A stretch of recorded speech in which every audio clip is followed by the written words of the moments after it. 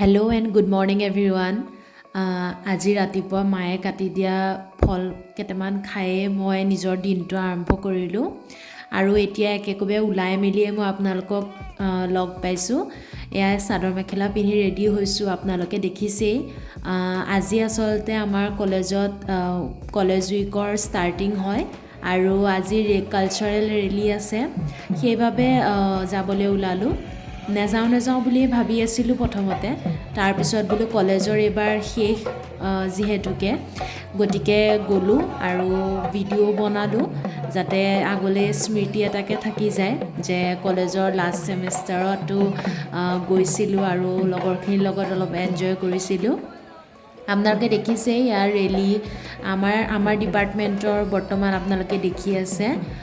আমাৰ থিমটো আছিলে তেজীমলাৰ যোনটো সাধু, সেইটোৰ ওপৰত আছিলে। তাইক কৰা অত্যাচাৰখিনিৰ বিষয়ে মানে দেখুওৱা হৈছিলে প্ৰত্যেকটো চিন। আৰু তাৰপিছতে ৰেলীত পাৰ্টিচিপেট কৰি মেলি লৈ চবেই ফূৰ্তি কৰিছে, নাচিছে কৰিছে, আপোনালোকে দেখিবই পাৰিছে। আৰু ৰেলীত অৱশ্যে আমি প্ৰাইজ নাপালোঁ, কিন্তু তথাপিতো আমাৰ কৰি বহুত ভাল লাগিল। মানে পাৰ্টিচিপেট কৰাটোৱে এটা বহুত ডাঙৰ কথা, পোৱা নোপোৱাটো হাৰা জিকাটো কম্পিটিশ্যনত থাকেই। আৰু এয়া দেখিছেই আমাৰ ডিপাৰ্টমেণ্টৰ চবেই নাচি কৰি একদম ক'ব নোৱাৰে। আৰু ৰেলী শেষ কৰি মেলি প্ৰায় 2টামান বজাত কিবা এটা খাবলৈ গ'লোগৈ। পানীপুৰি খাবলৈ খুব ইচ্ছা গৈ আছিলে, সেইবাবে খালোঁ। তাৰপিছত 2টামান মেডিচিন কিনি কৰি পেলাই ঘৰ আহিলোঁ। আজি হৈছে 29 তাৰিখ আৰু আজি আকৌ কলেজলৈ গ'লোঁ। আজি গৈ পাওঁতেই সত্ৰীয়া নৃত্যৰ প্ৰতিযোগিতা হৈ আছিলে, সেয়া চালোঁ। চাই পেলাই খুব ভাল লাগিলে, চবেই বহুত ভালকৈ পাৰফৰ্ম কৰিছে। আৰু তাৰপিছত মই বোলো আপোনালোককো তাৰ এটা ক্লিপ দেখুৱাওঁ।